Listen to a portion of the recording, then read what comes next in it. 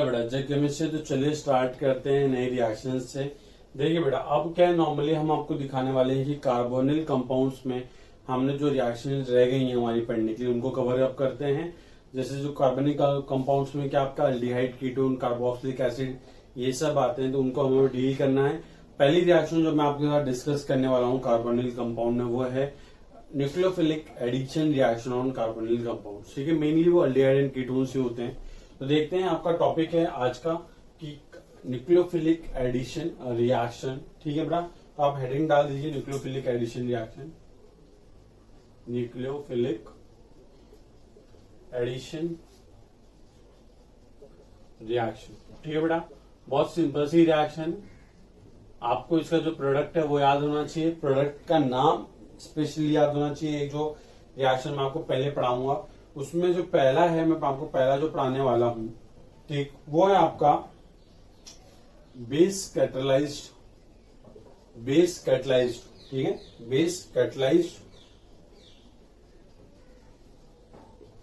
Base catalysed या फिर इसको आप बोल सकते हो और इन अ बेसिक मीडियम। मतलब न्यूक्लियोफिलिक एडिशन रिएक्शन करवाएंगे और मेनली मीडियम कैसा रहेगा, बेसिक रहेगा। ठीक है, इन अ बेसिक मीडियम। और उसमें भी जो पहली रिएक्शन मैं आपको पढ़ाऊंगा, मतलब इसकी जो पहला जो टाइप है वो है रिएक्शन ऑफ अल्डिहाइड और कीटोन। रिएक्शन ऑफ अल्डिहाइड और कीटोन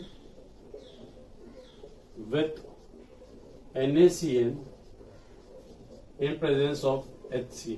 ठीक है, अब देखिए ये सब तो बहुत फालतू चीज हो गई, तो सब लिखने की हेडिंग है। मेन रिएक्शन पे आते हैं कि कैसे रिएक्शन होती है। मैं आपको एक नॉर्मल एग्जांपल लेके चलता हूं, R1R2। ठीक, सपोज आपके पास एक R1C double bond O R2। ठीक, where R1R2 can be alkyl. अगर दोनों अल्काइल है तो ये कीटोन है। अगर R1 अल्काइल है, R2 अगर हाइड्रोजन है, तो ये क्या है बेटा आपका, वेरी गुड, अल्डिहाइड है। ठीक है, अब जब इसकी रिएक्शन आप किसके साथ करवाते हो, NaCN in presence of HCN, तो जो प्रोडक्ट बनता है वो क्या बनता है, उसका नाम इंपॉर्टेंट है। और वो कैसे बनता है वो तो बहुत सिंपल सी चीज है, पर उसका नाम बड़ा इंपॉर्टेंट है आपकी लाइफ में। इसको हम बोलते हैं प्यार से साइनोहाइड्रीन। क्या बोलते हैं बेटा, साइनोहाइड्रीन। क्यों? बिकॉज देखिए एक ही कार्बन पे साइनाइड ग्रुप भी अवेलेबल है और हाइड्रोक्सी ग्रुप भी अवेलेबल है, इसलिए इसको नाम क्या रखा गया इसका, साइनोहाइड्रीन। बहुत इंपॉर्टेंट कंपाउंड है। क्यों इंपॉर्टेंट है अभी आपको पता चल जाएगा थोड़े टाइम के बाद, बट याद रखिए कि इसका नाम क्या है, साइनोहाइड्रीन। जब भी एक अल्डिहाइड या कीटोन NaCN के साथ रिएक्ट करता है तो कंपाउंड क्या बनता है हमारा, साइनोहाइड्रीन। कैसे बनता है, क्यों बनता है, वो सब लिखेंगे, पहले आप इसका नाम लिख लीजिए।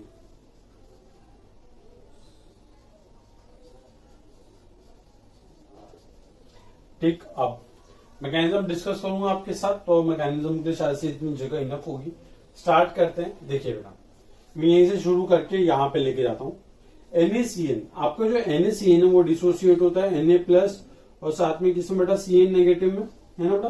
तो Cn नेगेटिव में, नेगेटिव चार्ज किसके ऊपर बेटा, फिलहाल कार्बन के ऊपर है। और AgCN अगर यहाँ पे लिखा होता तो नेगेटिव चार्ज नाइट्रोजन के ऊपर, तो आपको ये तो पता ही है। अब कार्बन पे नेगेटिव चार्ज है, वो इलेक्ट्रॉन रिच स्पीशीज है। आप देख सकते हैं यहाँ पे कार्बन कार्बन है जिसमें delta positive and delta negative. तो साइनाइड आयन जो कि एक न्यूक्लियोफाइल है वो जाएगा बेटा इलेक्ट्रॉन डेफिशिएंट के पास और बोलेगा कि भाई साहब आओ तुमको इलेक्ट्रॉन देता हूँ। तो ये वाला पाई बॉन्ड ब्रेक होगा, पाई बॉन्ड ब्रेक होकर इस तरीके से ऑक्सीजन के पास चले जाएगा और ऑक्सीजन के पास जाने के बाद बेटा बन जाएगा R1CO नेगेटिव Na+ और यहाँ पे क्या बेटा साइनाइड आयन लग जाएगा और यहाँ पे क्या R2, सिंपल। अब ये जो O नेगेटिव है, ये O नेगेटिव लौट के नहीं आएगा। क्यों? बिकॉज देखिए हमने मीडियम में HCN भी डाल रखा है, तो हमने क्या किया, HCN डाल दिया इसके अंदर। ठीक, HCN क्या करेगा, ये जो O नेगेटिव है इस तरीके से अटैक करेगा और ये साइनाइड आयन यहाँ से निकाल देगा। यहाँ से साइनाइड आयन यहाँ से निकल गया और ये H+ कौन एक्सट्रैक्ट कर लिया हमारा O नेगेटिव ने, और ये बन गया हमारा क्या, सिंपली OH, यहाँ पे R2 और यहाँ पे क्या बेटा CN। अब आप एक चीज नोट कीजिए कि फर्स्ट स्टेप में जहां पे Cn नेगेटिव कंज्यूम हुआ था, लास्ट स्टेप में वही Cn नेगेटिव रिलीज भी हो गया। इसलिए इसको क्या कहते हैं बेटा, बेस कैटलाइज्ड रिएक्शन। मतलब फर्स्ट स्टेप में अगर वो मतलब कंज्यूम किया जा रहा है रिएक्शन में, तो लास्ट स्टेप में वो निकाल भी दिया जा रहा है, मतलब कि वो आपस से रिप्रोड्यूस होते रह रहा है। तो यहाँ पे जो बेस है इसका काम बस रिएक्शन को कैटलाइज करने का था, ठीक। और यहाँ पे जो कंपाउंड बना है, एक कंपाउंड जिसका नाम है साइनोहाइड्रिन। अगर आपको इसके बारे में कुछ और इम्पोर्टेंट बात जाननी है तो याद रखना, अगर R1 R2 दोनों बराबर नहीं है, R1 R2 is not same, तो याद रखना कि नया कायरल सेंटर जनरेट हो रहा है। यहाँ पे देखिए बेटा, ये पहले एक sp2 कार्बन था, ये कौन सा था बेटा, ये sp2 कार्बन था। तो याद रखना हमेशा जब भी न्यूक्लियोफिलिक एडिशन रिएक्शन होती है कार्बोनिल कंपाउंड में, तो जो sp2 कार्बन है वो कन्वर्ट हो जाता है आपका sp3 कार्बन में। और हम सब जानते हैं कि sp3 जो कार्बन अगर नया बन रहा है और सपोज वो कायरल बन रहा है, तो देखिए बेटा इसके पास चांसेस क्या है, ये R भी बन सकता है और ये S भी बन सकता है, ठीक है। तो याद रखना अगर आपको कोई पूछे कि ये क्या बनेगा तो ये बोलना है R और S दोनों बनेगा। तो ये बहुत सिंपल सी रिएक्शन थी जिसमें हमारा साइनोहाइड्रिन बन रहा है, ठीक। अब क्या होता है नॉर्मली, देखिए बेटा यहाँ पे क्या है बेटा, CN नेगेटिव है, ये इस पे अटैक कर रहा है, सिंपल सी बात है। और ये हमारी जो स्टेप है, ये जो अटैक करने वाली स्टेप है, ये होती है हमारी रेट डिटरमाइनिंग स्टेप, क्योंकि ये सबसे स्लो स्टेप होती है हमारी। क्योंकि आप देख सकते हैं यहाँ पे तो O negative H plus attack कर रहा है, जो कि उसके लिए बहुत आसान है। वेर CN नेगेटिव का अटैक कार्बोनिल पे ये बहुत डिफिकल्ट है, बहुत स्लो होने वाली है। और जो स्लो स्टेप होती है रिएक्शन की, वही क्या होती है बेटा, रेट डिटरमाइनिंग स्टेप होती है, ठीक। अब क्या होता है एग्जाम में, पता है क्या होता है, आपको 4-5 वो अल्डिहाइड या कीटोन दे देंगे और बोलेंगे कि बताओ यार इनकी NaCN के साथ या फिर एक न्यूक्लियोफिलिक एडिशन रिएक्शन करने की जो रेट है वो क्या होगी, तो उसको कंपेयर करके दिखाइए। तो पहले हम कुछ क्वेश्चन देखते हैं इसके बेसिस पे कि किस तरीके से वो आपसे पूछ सकता है कि how to compare the rate of nucleophilic addition reaction on the following carbonyl compound, ठीक है बेटा। तो ये बहुत सिंपल चीज है।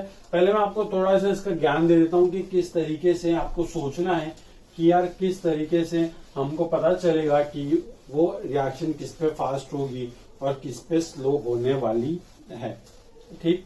चलिए डिस्कस करते हैं।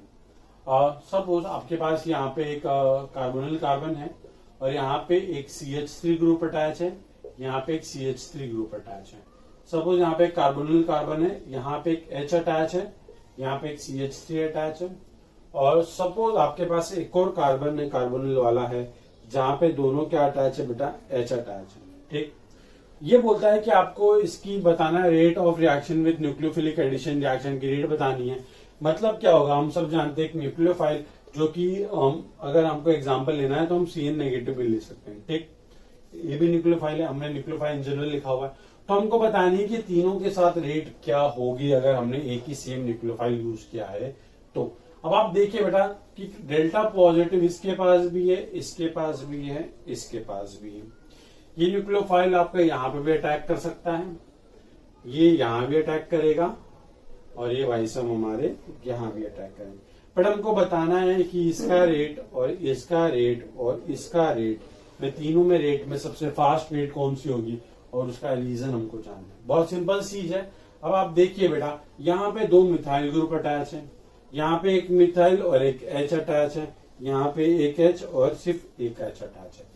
तो अगर आप देखें स्टेरिक क्राउडिंग, बल्किनेस यहाँ पे 2 मिथाइल का, यहाँ पे 2 मिथाइल है। तो जब न्यूक्लियोफाइल इस कार्बोनिल कार्बन को अप्रोच करेगा तो उसको थोड़ा सा steric hindrance, steric crowding face करनी पड़ेगी।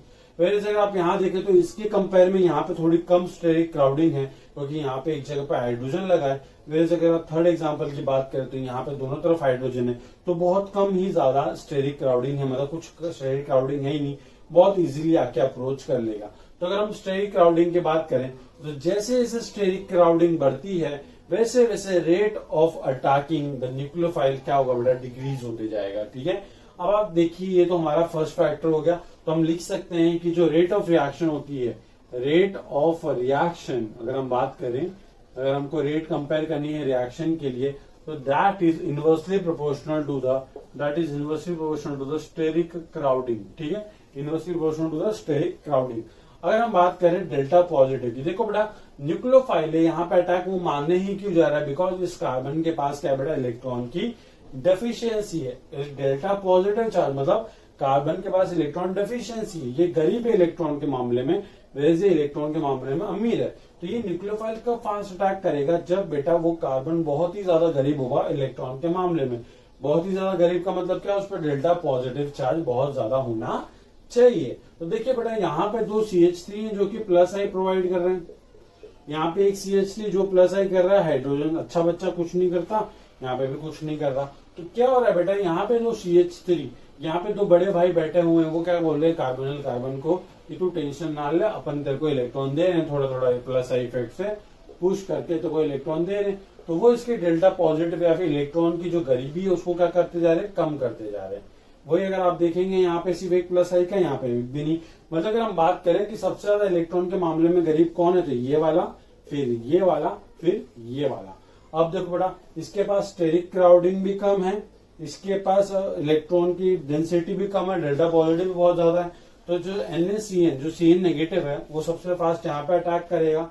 और अगर सबसे फास्ट अगर यहाँ पे अटैक करेगा बेटा को, तो जो R3 है उसकी रेट सबसे ज्यादा होगी, उसके बाद रेट R2 की होगी, उसके बाद रेट R1 की होगी। ठीक है, तो याद रखना आपको कि rate of reaction inversely proportional to the steric crowding and always, याद रखना एक चीज हमेशा एप्लीकेबल है कि rate of reaction will be directly proportional to the magnitude of delta positive charge. मतलब कि जो डेल्टा पॉजिटिव की जितनी स्ट्रेंथ ज्यादा, मतलब कि इलेक्ट्रॉन डिफिशियंसी कार्बोनिल कार्बन पे जितनी ज्यादा होगी, उतनी ज्यादा रेट ऑफ रिएक्शन होगी, वो रिएक्शन उतनी फास्ट होगी। क्योंकि ये जो पहला स्टेप होता है यही हमारा RDS होता है, जो कि रेट डिटरमाइनिंग स्टेप होगा। चलिए हम आपको कुछ क्वेश्चन देते हैं, आपको दोनों में कंपेयर करना है न्यूक्लियोफिलिक एडिशन रिएक्शन की रेट।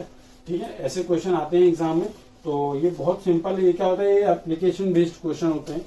और नॉर्मली आपको रिएक्शन मैकेनिज्म पता होता है, रिएक्शन क्या है वो पता है, प्रोडक्ट क्या है वो पता है, बट कभी कभार आपसे थोड़ा सा उस पर एप्लीकेशन बेस्ड क्वेश्चन पूछ लेते हैं। तो आपको याद है क्वेश्चन क्या है बेटा, कि compare the rate of following reaction, compare the rate of reaction. कौन सी रिएक्शन है वो, न्यूक्लियोफिलिक एडिशन रिएक्शन। ठीक है, लिख देना compare the rate of nucleophilic addition reaction. और यहाँ पे मैं आपको दे रहा हूं PHC double bond O PH, यहाँ पे मैंने आपको दिया है PHC double bond O H, तो यहाँ पे मैं आपको दूंगा CH3C double bond O H, और एक और देता हूँ HC double bond O H। आपको इन चारों में रेट कंपेयर करनी है न्यूक्लियोफिलिक एडिशन रिएक्शन की। सारा GOC का जितना ज्ञान है लगा दीजिए और सही आंसर मुझे आपको बताना है। एक ये है आपके पास, एक ये है आपके पास, एक ये है आपके पास, और एक ये है आपका। एक चीज तो बहुत ऑब्वियस सी बात है कि rate of nucleophilic addition reaction in aldehyde will be always greater than that in a ketone for a normal. ठीक है, ऐसा नहीं कि कीटोन में अगर आप NO2 ग्रुप लगा दो वो अलग चीज हो, चीटिंग हो जाएगी। ठीक, ये दो क्वेश्चन है, आप ट्राई कीजिए। बहुत सिंपल से क्वेश्चन है बेटा, ट्राई कीजिए।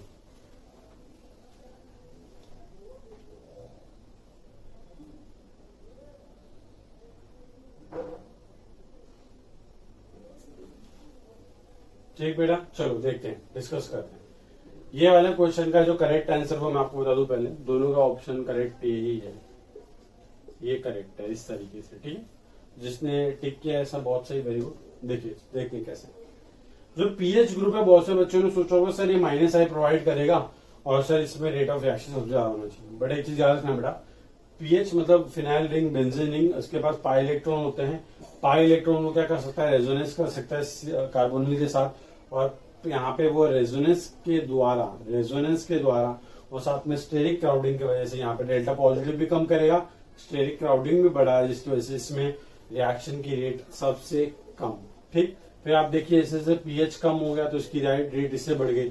यहाँ पे CH3 है तो सिर्फ प्लस आई देगा, यहाँ पे तो ये रेजोनेंस दे रहा है, ऊपर से CH3 लेस बल्कि है, पीएच मोर बल्कि है, तो लेस बल्कि में ज्यादा रेट, और HH तो बेटा बहुत अच्छे कुछ करते भी नहीं, और ऊपर से स्टेरिक क्राउडिंग में प्रोवाइड नहीं कर पाते। यहाँ देखो बेटा, यहाँ पे एक मिथाइल, यहाँ पे एक इथाइल, यहाँ पे दो मिथाइल, यहाँ पे एक मिथाइल, यहाँ पे एक H, वहाँ पे दो H।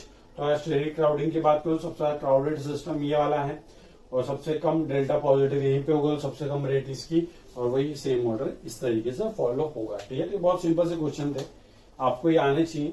ठीक है, GOC में हमने वैसे भी डिस्कस किए हैं ऐसे टाइप के क्वेश्चन, और ये और भी किसी रिएक्शन के लिए पूछ सकता है आपको। न्यूक्लियोफिलिक रिएक्शन की जगह आपको बोल दे कि rate of reaction with NaCN, तो आप कंफ्यूज जाओगे कि यार आप कैसे करना है। तो याद रखना कि NaCN की रिएक्शन के साथ कैसी होती है, न्यूक्लियोफिलिक एडिशन रिएक्शन होती है। तो न्यूक्लियोफिलिक एडिशन रिएक्शन के लिए रेट हम इस तरीके से कंपेयर करते हैं। अब देखते हैं कि मैंने क्या बोला था कि जो साइनोहाइड्रीन है वो बहुत इंपॉर्टेंट होता है as point of view synthesis chemistry. क्यों? देखिए बेटा, क्योंकि अगर आप अच्छे से प्रोडक्ट को ऑब्जर्व करें, R1COH, यहाँ पे क्या बेटा आपके पास R2 है, यहाँ पे पास क्या बेटा एक साइनाइड ग्रुप है। ठीक है, एक काम करता हूँ, साइनाइड को कोने में लिखता हूँ, क्यों अभी पता चल जाएगा आपको। यहाँ पे लिख देते हैं R2 और यहाँ पे क्या बेटा एक साइनाइड ग्रुप है। ठीक, अब क्या होता है मेनली बेटा, ये जो साइनाइड ग्रुप है ना बहुत काम की चीज होती है। इसकी रिएक्शन सपोज इसकी रिएक्शन आप किसके साथ करवा दो, लिथियम एल्यूमिनियम हाइड्राइड के साथ। किसके साथ? लिथियम एल्यूमिनियम हाइड्राइड के साथ। तो आप देखिए बेटा, लिथियम एल्यूमिनियम हाइड्राइड क्या करता है, CN जो साइनाइड ग्रुप है इसको क्या कर देता है बेटा, वेरी गुड, इसको वो रिड्यूस कर देता है। किस तरीके से दिखाता हूँ, साइनाइड ग्रुप रिडक्शन चैप्टर में आपको पता है कैसे रिड्यूस करेगा। अटैक मारते जाएगा, ये N- बनते जाएगा, N- हाइड्रोजन उठाते जाएगा, मतलब ये एक 1 डिग्री अमीन बन जाएगा। तो ये बन जाएगा आपका R1COH, यहाँ पे R2, और ये बन जाएगा आपका क्या बेटा CH2NH2। देखिए बेटा, हमने किस तरीके से कार्बोनिल कंपाउंड से एक अमीन बना दिया है, उसपे OH ग्रुप है। तो मतलब इसमें हमने क्या किया है कि ये और फर्दर मतलब स्टार्टिंग प्रोडक्ट हो सकता है किसी और रिएक्शन के लिए। ठीक, आप क्या कर दीजिए बेटा, लिथियम एल्यूमिनियम हाइड्राइड को छोड़ दो, आप इसकी रिएक्शन सिर्फ H2 इन प्रेजेंस ऑफ निकल भी करवा दो। H2Ni से कराओगे तो भी सेम प्रोडक्ट बनने वाला आपका ये बनेगा। क्यों? क्योंकि H2Ni भी क्या करता है बेटा, रिड्यूस कर देता है मल्टीपल बॉन्ड्स को, और ये बना देगा CH2 सिंगल बॉन्ड NH2। ठीक बेटा, या फिर H2Ni हो यहाँ पे, या फिर H2PT हो, कुछ भी हो सकता है यहाँ पे। ठीक है बेटा, याद रखना। अगर आप सपोज क्या करते हो, इसकी रिएक्शन न करवाते हुए सिंपली इसमें थोड़ा सा एसिड डाल के एसिड हाइड्रोलिसिस करवा दो। क्या करवा दो बेटा, एसिड हाइड्रोलिसिस करवा दो इसकी। तो देखिए बेटा, साइनाइड के एसिड हाइड्रोलिसिस से क्या बनता है, R1COH, यहाँ पे क्या बेटा R2, ये बन जाएगा COOH, और ये हो जाएगा क्या NH3 गैस। ठीक, तो याद रखना ये चीज कि साइनाइड के हाइड्रोलिसिस से हमको एक एसिडिक जो कार्बोक्सिलिक एसिड फंक्शनल ग्रुप मिलता है। कैसे मिलता है देखिए बताता हूँ। सपोज आपके पास C∧N है, इसका आप हाइड्रोलिसिस करवा रहे हैं, बहुत सिंपल हाइड्रोलिसिस करवाना है। देखो, वाटर अटैक करता है कहाँ पे बेटा, कार्बन पे अटैक करता है अपने लोन पेयर के साथ, और ये पाई बॉन्ड ब्रेक होकर यहाँ चले जाते हैं। ये क्या बन जाता है, COH positive charge, double bond N negative, ये यहाँ से H+ उठाता है, ये पॉजिटिव गया, तो ये क्या बन जाता है बेटा, carbon OH double bond nitrogen hydrogen. तो क्या होता है, सिंपली देखो वापस से एक और बॉन्ड ब्रेक होगा, यहाँ पे एक और OH लगेगा, यहाँ पे एक H लग जाएगा, एक और बॉन्ड ब्रेक होगा, यहाँ पे OH लगेगा, यहाँ पे H लगेगा। तो ये तो बन गया अमोनिया। एक कार्बन पे 3 OH स्टेबल नहीं है, 2 डिहाइड्रेट हो जाएंगे, तो ये कन्वर्ट हो जाएगा C डबल बॉन्ड OH के अंदर। ठीक है, तो याद रखना कि जब भी ट्रिपल बॉन्ड होता है तो ट्रिपल बॉन्ड के हाइड्रोलिसिस से आपको यहाँ पे COH मिलेगा। अगर सपोज आपको डबल बॉन्ड है, इसका हाइड्रोलिसिस करवा रहे हो, तो इससे आपको मिलता है CHO ग्रुप। तो याद रखना, बहुत सिंपल चीज होती है, ये बहुत इंपॉर्टेंट है आपके जेई पॉइंट ऑफ व्यू से। ठीक है, जल्दी से इसको आप नोट कीजिए।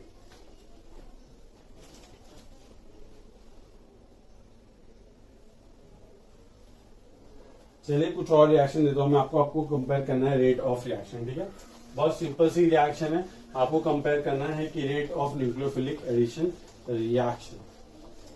देखो बेटा, जैसे बेसिक मीडियम में हो रही है ना रिएक्शन, वैसे एसिडिक मीडियम में भी न्यूक्लियोफिलिक एडिशन रिएक्शन होती है। एसिडिक मीडियम में भी कोई बड़ा तीर नहीं होता, बस सिंपल सी रिएक्शन होती है, वो भी हम आपको करवा देंगे। ठीक, चलो आपको rate of nucleophilic addition reaction compare करनी है। ठीक, ट्राई कीजिए।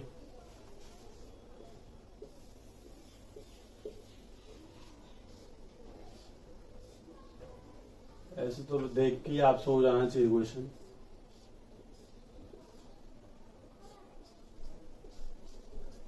ये क्वेश्चन है आपका सिंपल सा। ठीक है, बताओ रेट ऑफ न्यूक्लियोफिलिक रिएक्शन क्या है इसके अंदर।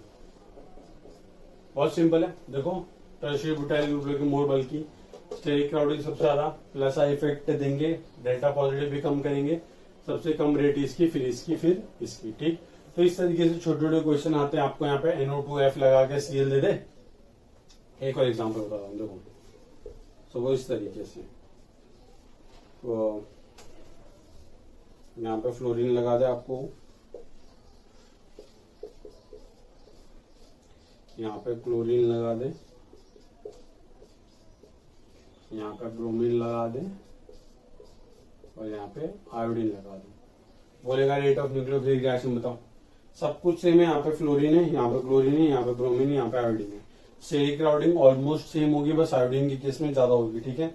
वैसे भी उसकी रेट सबसे कम है अगर आप डेल्टा पॉजिटिव से भी कंपेयर करो। देखो बेटा फ्लोरीन माइनस आई दिखाएगा, माइनस आई क्या देगा, तो यहाँ पे इलेक्ट्रॉन की डेफिशिएंसी जो डेल्टा पॉजिटिव चार्ज है वो बहुत बढ़ जाएगा, तो यहाँ पे न्यूक्लियोफाइल का अटैक करना बहुत क्या हो जाएगा, आसान हो जाएगा। तो इसकी रेट सबसे ज्यादा, फिर इसकी क्यों, क्योंकि फ्लोरीन का माइनस आई सबसे ज्यादा होता है, फिर क्लोरीन, फिर ब्रोमीन, फिर आयोडीन, ठीक है। तो ये छोटी चीज याद रखना, आपको जीओसी आपके दिमाग में होनी चाहिए, बिकॉज इस तरीके के एप्लीकेशन बेस्ड क्वेश्चन रिएक्शन और साथ में जीओसी का थोड़ा हाइब्रिड डाल के आपको पूछ सकते हैं, ठीक। चलो अब नेक्स्ट क्लास में नेक्स्ट रिएक्शन कंप्लीट करेंगे।